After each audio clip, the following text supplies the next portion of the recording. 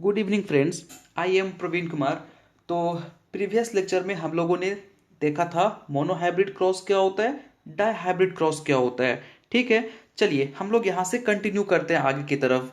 आगे हम लोग पढ़ेंगे मेंडल्स लॉज ऑफ इनहेरिटेंस, मतलब मोनोहाइब्रिड क्रॉस और डाइहाइब्रिड क्रॉस के बेसिस पे कितने लॉज मेंडल ने दिए थे।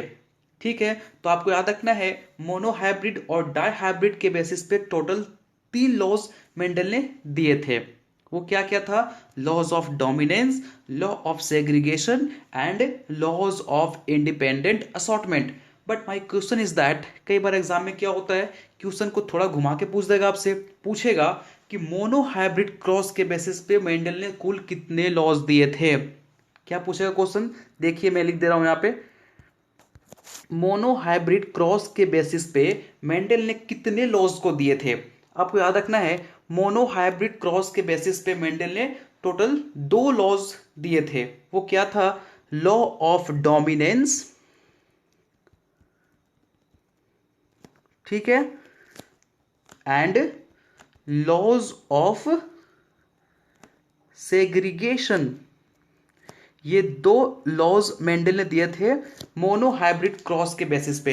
तो पहला क्वेश्चन आपको याद रखना है कि मोनोहाइब्रिड क्रॉस के बेसिस पे मेंडल ने 2 लॉज दिए थे। वो कौन कौन थे? Law of dominance and law of segregation. ठीक है, law of dominance and segregation किसके ऊपर बेस्ड है? मोनोहाइब्रिड क्रॉस के ऊपर बेस्ड है। तो क्वेश्चन एग्जाम में घुमा के भी पूछ सकता है।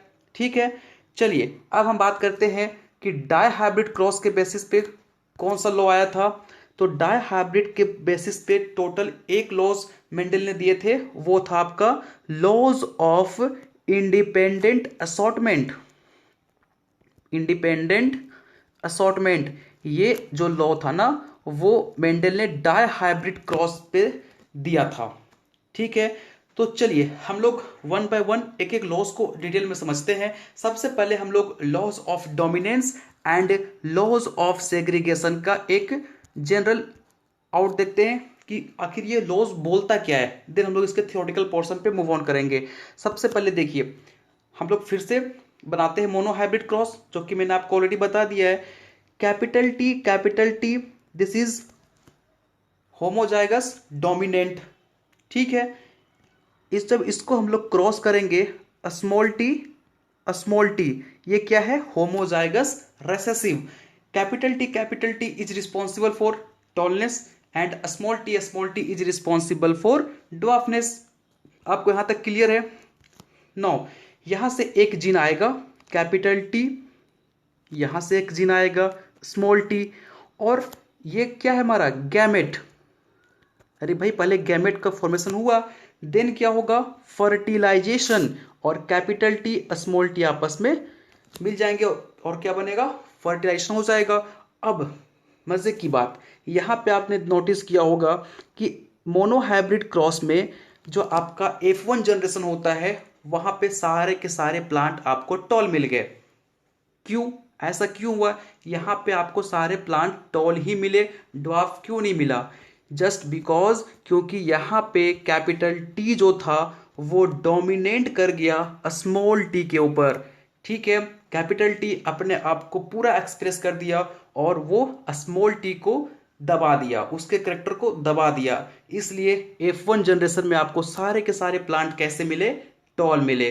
तो इसी को हम लोग बोलते हैं लॉज ऑफ डोमिनेंस। ठीक है, क्लियर हुआ? लॉ ऑफ डोमिनेंस क्या है? लॉ ऑफ डोमिनेंस का सिंपल सा मतलब है कि जब भी कोई एक जीन दूसरे जीन के ऊपर डोमिनेट कर जाए, या जब भी एक जीन दूसरे जीन के करेक्टर को सप्रेस कर दे और अपने आप को पूरा 100% एक्सप्रेस कर दे, तो इसको हम लोग क्या बोलते हैं? Laws of dominance. ठीक है, जस्ट मैंने आपको जब मोनोहाइब्रिड क्रॉस पढ़ाया था तो एक एग्जांपल भी दिए थे आप, क्या कि जब आप पापा के सामने जाते हो तो आप उतना फ्रीडम महसूस नहीं कर पाते हो जितना आप अपने दोस्तों के पास करते हो, है ना? क्यों? क्योंकि पापा आपके ऊपर डोमिनेंट है। आप अगर वहां पे गलत बोल दोगे तो मार भी खा जाओगे। तो इसलिए वहां पे पापा आपके क्या हैं? डोमिनेंट है, और आप क्या हो गए? रेसेसिव हो गए। आप पापा के सारे बात मान लोगे। ठीक है, जस्ट वही वाला कंडीशन यहां भी अप्लाई हो रहा है। आई होप सो आप लोगों को लॉज ऑफ डोमिनेंस क्लियर हो गया होगा। नो, हम लोग अब अगले लॉज के ऊपर मूव ऑन करते हैं, लॉज ऑफ सेग्रीगेशन। देखिए लॉज ऑफ सेग्रीगेशन कुछ नहीं है, बहुत सिंपल है। अब यहां तक आपको क्लियर हो गया। अब चलिए हम लोग F1 को कराते हैं सेल्फिंग। देखिए कैपिटल टी स्मॉल टी, इसका हम कराएंगे सेल्फिंग। ये रहा सेल्फिंग कराए। अब यहां पे देखो हमको नेक्स्ट प्रोसेस को करने के लिए ये क्या करना पड़ेगा, हमको इस गैमेट का फॉर्मेशन करना पड़ेगा, और गैमेट का फॉर्मेशन करने के लिए हमको जीन को अलग अलग करना पड़ेगा। ठीक है, यहां पे देखिए हमने इसको अलग करना है। ठीक है, और इस अलग करने की प्रक्रिया को ही हम लोग क्या बोलते हैं, लॉज ऑफ सेग्रीगेशन। यहां पे देखा, यहां पे हमने क्या कराया, सेल्फिंग कराया। सेल्फिंग कराने के बाद हमको क्या करना है, आगे की प्रोसेस प्रोसीड करनी है। तो आगे की प्रोसेस को प्रोसीड करने के लिए हमको पहले गैमेट का फॉर्मेशन करना पड़ेगा, और गैमेट की फॉर्मेशन करने के लिए हमको जीन को अलग अलग करना पड़ेगा। इसी को हम लोग बोलते हैं लॉज ऑफ सेग्रीगेशन। ठीक है, laws of segregation, I hope आप लोगों को क्लियर हो गया होगा। अब लॉज ऑफ सेग्रीगेशन को हम लोग और दो नाम से जानते हैं। ठीक है, उसको जब हम लोग पढ़ेंगे ना लॉ ऑफ सेग्रीगेशन, तो उसको देख लेंगे कि और क्या क्या नाम से जानते हैं। फिलहाल अभी आप इतना ही क्लियर रखो कि लॉ ऑफ डोमिनेंस क्या होता है और लॉ ऑफ सेग्रीगेशन क्या होता है। ठीक है, चलिए हम लोग अब थियोरेटिकल पोर्शन पे मूव ऑन करते हैं। देखिए लॉज ऑफ डोमिनेंस क्या बोलता है, बोलता है the law states that only the dominant characteristics appear. ये लॉ बोलता है कि केवल और केवल डोमिनेंट वाला जो करेक्टर होता है वही अपने आप को अपीयर कर पाता है। ठीक है, when one characteristics of the parent that easily appear, जो आपका पेरेंट्स के जो करेक्टरिस्टिक्स है उनमें से जो करेक्टर अपने आप को इजिली एक्सप्रेस कर दे, इजिली वो आपको दिख जाए, वो कहलाता है डोमिनेंट। और जो अपने आप को इजिली अपीयर नहीं कर पाता है उसको हम लोग बोलते हैं रेसेसिव। ठीक है, आई होप आप लोगों को लॉ ऑफ डोमिनेंस समझ में आ गया होगा। नो, आप लोग यहाँ पे समझ सकते हो एक एग्जाम्पल से। देखिए जब कैपिटल ए जिन मिलते हैं तो जो आपका फ्रूट है उसका कलर रेड होता है। जब कैपिटल ए जिन मिलेंगे तो आपके जो फ्रूट है उसका कलर कैसा होगा, रेड होगा। चलिए यहाँ तक क्लियर है। जब स्मॉल ए जिन मिलेंगे तो आपके फ्रूट का कलर होगा येलो। ठीक है, अब ट्विस्ट क्या है देखो, जब कैपिटल ए और स्मॉल ए को मिलाएंगे तो हमारा जो फ्रूट का कलर है अभी भी रेड है। देखो कैपिटल ए था तब भी हमारा फ्रूट का कलर रेड था। अब जब कैपिटल ए स्मॉल ए आ गया तब भी फ्रूट का कलर रेड है, यहाँ पे येलो नहीं हुआ। क्यों? क्योंकि यहाँ पे कैपिटल ए जो था वो डोमिनेट कर गया स्मॉल ए के ऊपर, इसलिए आप देख पा रहे होंगे कि जो आपका फ्रूट है उसका कलर येलो नहीं बन पाया। ठीक है, इसी को बोलते हैं हम लोग law of dominance. I hope so आप लोगों को बेटर समझ में आ गया होगा लॉज ऑफ डोमिनेंस क्या होता है। नाउ हम लोग आगे मूव ऑन करते हैं लॉज ऑफ सेग्रीगेशन के ऊपर। और जिनको नहीं समझ में आया फिर से आप यहाँ पे देख लो एग्जाम्पल क्या है। जब हम लोग एक बार पर्पल फ्लावर को क्रॉस करवाते हैं वाइट फ्लावर के साथ तो आपको F1 में देखता है सारे के सारे जो फ्लावर हैं वो पर्पल मिले। ठीक है, यहाँ पे आपको व्हाइट नहीं मिला। क्यों? क्योंकि यहाँ पे पर्पल फ्लावर जो था वो व्हाइट के ऊपर डोमिनेट कर गया और व्हाइट के करेक्टर को दबा दिया और अपने आप को एक्सप्रेस कर दिया, इसलिए आपको सारे के सारे जो फ्लावर थे वो पर्पल कलर के दिखे। ठीक है, आया समझ में? तो लॉ ऑफ डोमिनेंस अब आपको अच्छे तरीके से क्लियर हो गया होगा। चलिए, और लॉ ऑफ डोमिनेंस का खास बात आपको याद रखना है, लॉ ऑफ डोमिनेंस एक ऐसा रूल है, एक ऐसा लॉज है जिसका आपको बहुत सारा एक्सेप्शन मिलेगा। अब क्या एक्सेप्शन है लॉ ऑफ डोमिनेंस का, हम लोग आगे बात करेंगे।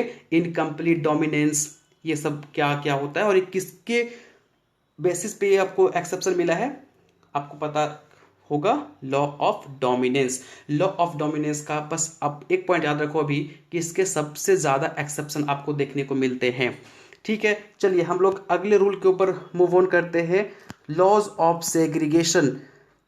लॉ ऑफ सेग्रीगेशन का सिंपल सा मतलब है कि जब भी गैमेट का फॉर्मेशन होता है तो जो जीन होते हैं वो अपने आप को अलग कर लेते हैं।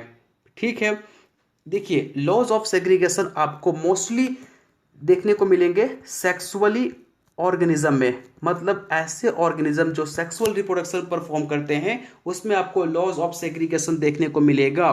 क्यों क्यों इसमें देखने को मिलेगा और एसेक्सुअल में आपको देखने को नहीं मिलेगा? दोनों का रीजन क्या है कि सेक्सुअली जो ऑर्गेनिज्म होते हैं वो गैमेट का फॉर्मेशन करते हैं, ठीक है, और एसेक्सुअल जो ऑर्गेनिज्म होते हैं वो गैमेट का फॉर्मेशन नहीं करते हैं। और लॉज ऑफ सेग्रीगेशन आपको मोस्टली वहां पे देखने को मिलेगा जहां पे गैमेट का फॉर्मेशन होता है। आया समझ में? तो लॉज ऑफ सेग्रीगेशन कहां देखने को मिलता है? सेक्सुअली रिप्रोड्यूसिंग ऑर्गेनिज्म में। और कहां देखने को नहीं मिलेगा? एसेक्सुअली रिप्रोड्यूसिंग ऑर्गेनिज्म में। ठीक है, आया समझ में? चलिए देखिए यहां पे कैपिटल वाई पेरेंट है, तो इसमें क्या होंगे? इसके जो जब गैमेट का फॉर्मेशन होगा तो अपने आप को अलग करेगा, कैपिटल वाई। फिर ठीक है, यहाँ पे देखो कैपिटल वाई स्मॉल वाई है, जब गैमेट का फॉर्मेशन होगा दोनों अपने आप को अलग कर लेंगे। तो इसी को हम क्या बोल रहे हैं? Law of segregation. मजे की बात, लॉ ऑफ सेग्रीगेशन को हम लोग दो और नाम से जानते हैं, laws of purity of gamete. ठीक है, और क्या बोलते हैं? Laws of splitting of hybrid. तो ये दो नाम भी कई बार एग्जाम में पूछ लिया जाता है। ठीक है, आया समझ में? चलिए यहां भी देख पा रहे हो आप, सिंपल सा बात है कि ये पेरेंट है, जब इनको गैमेट का फॉर्मेशन करना होगा तो दोनों अपने आप को अलग कर लेंगे, है ना? तो इसी को बोलते हैं लॉ ऑफ सेग्रीगेशन। ठीक है भाई, चलो आज के लिए इतना ही। नेक्स्ट लेक्चर में हम लोग मिलेंगे तो पढ़ेंगे लॉज ऑफ इंडिपेंडेंट असॉर्टमेंट। ठीक है, तो आज के लेक्चर में आपको कोई डाउट है तो आप मुझे कमेंट बॉक्स में पूछ सकते हो। Thank you so much.